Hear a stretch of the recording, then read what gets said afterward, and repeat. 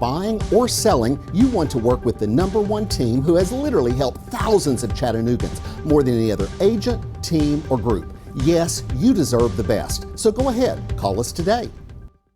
Memorial Day weekend right around the corner, and no doubt you're thinking about plans to head out on the lake, maybe grill some hamburgers, have some kind of ushering in of summer. But for the music lovers out there, mark your calendars for May 29th and make plans to head down to the Songbirds Foundation, where you will have a chance to see a fantastic documentary that's getting all types of praise and accolades. Dagan Beckett is the one who is the mastermind behind it. He is the director of simply called Songbirds, right? Good to see you. Good to see you, Julia Edwards. Thank you for having me on. You and I have kind of had a connection of our own over the years. You are a Yes. fantastic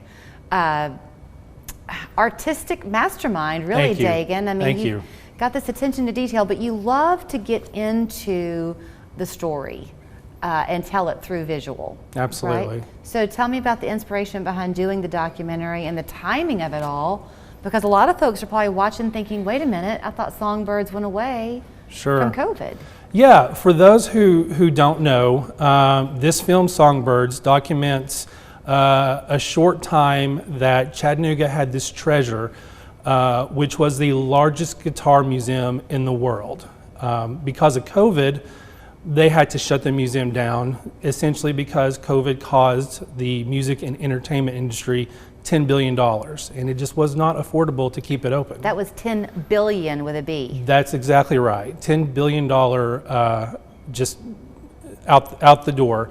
So they had to shut it down, and the guitars essentially went back to where they belong. And so what we did is we went in a week before they closed, and we documented that experience, what it was like for those who ran the museum, and essentially put together a feature-length film. And that's what essentially the film is about. It's seeing them go through that process and the history behind those guitars and the passion behind those who created this place for people to come. Was it your idea to do it? Well, that's a good question. Yes, I think this was an idea that a lot of people had, but they never really moved on. For me, I was just like everybody else. I was sitting at home fiddling around when I saw the announcement they were closing. Mm-hmm. I had a relationship with the amazing folks at the museum for years, and so I essentially called them up and said, hey, I don't know what I want to do, but I want to document this. And I was essentially given all access to do that. Because what I'm kind of remembering, because it took you about 2 years to do it, Yeah. and I'm thinking that you went in with a rubric, kind of an idea of what you wanted, but you sort of felt your way through it. And Yeah. here it was, travel was not possible, lots of restrictions, and yet you kind of found a way. Yeah. You went to New York to interview people. You found the artists, didn't you, where they were? Yeah. Yeah, I put together just a short half-hour cut of the film, and then from then our producers came on and we kind of fleshed out the story a little bit more, and we were fortunate to go to places like Long Island to film Joe Bonamassa. We went and found John Schneider on tour and got interviews from him, and it was a wonderful, humbling experience to be able to talk to these artists and really hear from them what the museum meant to them as artists. So here's where it gets confusing to me, perhaps not to y'all, but let me clarify for you. So you heard me say at the beginning that you can go and watch Dagan's film on May 29th at the Songbirds Foundation. So the museum went away, but the foundation now has reemerged like a phoenix in the Yes. same building with a great mission behind it, which Yes. is? Yeah, so what's really cool about this is we kind of look at this in chapters. The first chapter of that space was the Songbirds Museum, and that closed up. And what's so cool is that the foundation, the Songbirds Foundation, and their Guitar for Kids program really stepped up and revamped the place, reopened the doors. There's live shows now. I don't want to go into too much because, spoiler alert, I don't want to give anything away. Right. But it's really a bittersweet ending.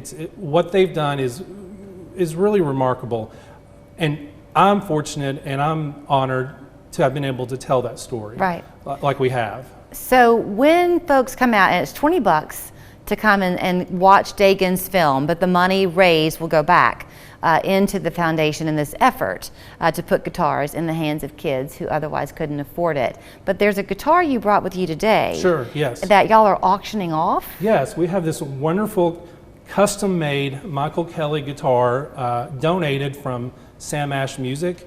Part of coming to the event. It's a beautiful guitar. It is, it's very cool. Part of the event is you can purchase a cheap raffle ticket. And Chattanooga, I will tell you, if you come and buy a ticket, this guitar could be yours. So that's one of the cool things. You're going to hear some wonderful live music by some local artists who are in the film. There's going to be a panel discussion, the screening. You'll get a chance to walk around the foundation and see what they have going on as well. So there's a lot happening in this event in such a short time. So we encourage everyone, if you don't even have to be a music lover. You don't have to be a guitar geek such as myself. If you just love a good story, if you're in the mood for a good cry on Memorial Day weekend, then you can come and watch this film with your local Chattanooga community. And I feel pretty proud of it. I feel pretty proud of everybody who participated in it. I'm just proud of Chattanooga and what we had and have to offer our community. When you would go and talk to these artists, John Schneider not so much because he's been around Chattanooga, he's kind of familiar with it, but when you would talk to people, were they kind of surprised to learn that we had this much, we had the museum to begin with, and that we had this much support? Yeah, what was cool that wasn't really known is there were guitars in the collection that belonged to some really famous music celebrities, but what I really respect about the museum in their time is that they didn't capitalize on that. They weren't looking to make money off the artists who play the guitars. They were looking to educate the public on the people who created the guitars. And because of that, all these artists from around the world, all these celebrities snuck into the museum undercover or on off hours to check out this collection. Do you know a John Denver song? I think it's his song called This Old Guitar. Yeah. And you think about what they're doing now with giving the guitars for kids who otherwise couldn't afford them. There's that sweet age that so many people get a guitar at 12, 13 years old, and it is their best friend. In those tumultuous teenage and middle school years, it's the friend that they have. So what a great thing for these artists to see that continue, I think. Absolutely. Okay, so where do they go to get their tickets? Thank you for asking, Julie. Whatever you're doing right now, whether you're sitting in a doctor's office waiting on the nurse to come out, pull out your mobile phone, pop up your Twitter, Instagram, or Facebook, and do a search for Songbirds Film. When you go to Songbirds Film, you can get all the information on how to purchase a ticket there. Okay. And while you're at it, we would love to have you follow us on Songbirds Film. And it's at 7 o'clock on the 29th?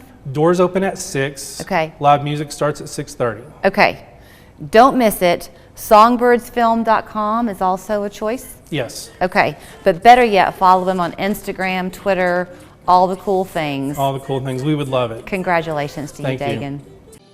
I'm C-Mark. I'm John Mark. Never text and drive. Always wear your seatbelt. John Mark and I have been trial lawyers in Chattanooga over 32 years. And our support staff